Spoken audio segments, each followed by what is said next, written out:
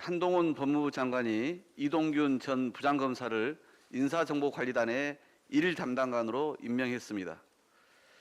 이동균 담당관은 윤석열 검찰총장 청문회 준비단과 대통령직 인수위를 거친 윤석열 사단의 핵심입니다.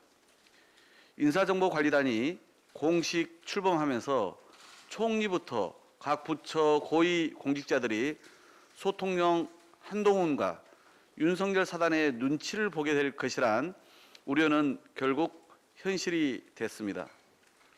당장 1호 검증 대상이 될 경찰청장 인사는 물론 임기가 만료되는 대법관과 헌재 재판관 등 사법부의 독립성마저 흔들릴까 걱정입니다.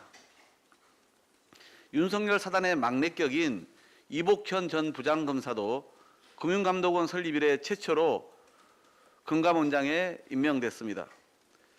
18년 몸남은 검찰의 옷을 벗은 지 겨우 20일 만입니다. 민간 부채가 금리 인상기에 한국 경제를 위협할 폭탄이 될 것이라는 우려가 나오는 상황에서 대출 규제 완화, 가계부채 제어 등 세밀한 접근이 필요한 금융시장 관리를 단지 수사 능력만 갖고 제대로 할 수 있을지 심히 의문입니다. 대통령실과 총리실, 국정원, 금감원까지 무려 13명의 측근 검사가 주요 요직에 임명되면서 윤석열 사단은 사정, 인사, 정보의 사회경제 분야까지 포진하게 됐습니다. 권력을 분산해 견제와 균형을 보장하기 위한 헌법의 기본 원리가 무색해졌습니다. 본인과 일을 해본 검찰 출신 측근만이 능력 있다는 윤석열 대통령의 인식은 오만과 아집에 불과합니다. 전문성과 다양성이 결여된 마이웨이식 인사로는 우리 사회의 첨예한 갈등 조정이나 복잡한 국정 운영을 결코 감당할 수 없음을 분명히 경고합니다. 문재인 전 대통령의 양산 사저 앞이 고성과 욕설이 난무하는 정치 테러 현장으로 전락하면서 시골 마을 전체가 고통받고 있습니다. 이에 대해 윤석열 대통령은 대통령 집무실도 시위가 허가되는 판이니까 다 법에 따라서 되지 않겠냐며 욕설 시위를 옹호하는 듯한 발언을 했습니다. 대통령 집무실 앞 집회는 국정 최종 책임자에 대한 정치적 표현의 자유를 최대한 허용하기 위해 우리 헌법이 보장하기 하는 국민의 기본권입니다.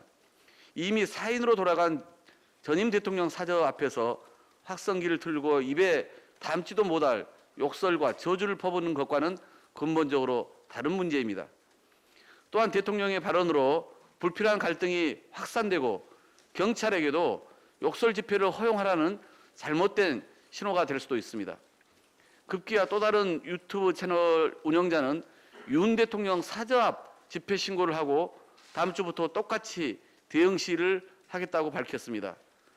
대통령이라면 생각이 다른 국민을 통합하기 위해 더 깊게 생각하고 해결에 나서야지 이렇게 단순 논리로 국민의 갈등을 증폭시켜서야 되겠습니까?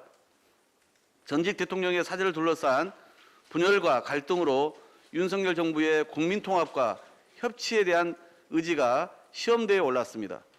현직이 나도 그러하니 전직도 감내하라는 윤 대통령의 인식은 취임사에서 그토록 강조했던 반지성주의를 그대로 용인하는 것입니다. 윤석열 대통령이 직접 나서 해결 방안을 모색해 줄 것을 촉구합니다.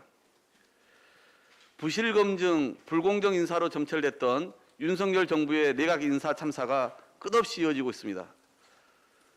국민에게 실망과 상처만 남긴 김인철, 정호영 후보자의 후속 인사인 만큼 보다 철저한 검증으로 국민 눈높이에 맞는 인선을 했으리라 기대했습니다.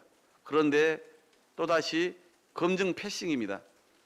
김승희 보건복지부 장관 후보자는 막말과 혐오 정치 조장으로 국민께 문매를 맞았고 결국 공천에서조차 탈락한 인물입니다. 거기에 더해 심각한 이해충돌 논란, 본인과 딸 남동생의 갭 투자, 모친 편법 징여 의혹, 정치자금법 위반 정황까지 부적격 사유가 꼬리에 꼬리를 물고 있습니다.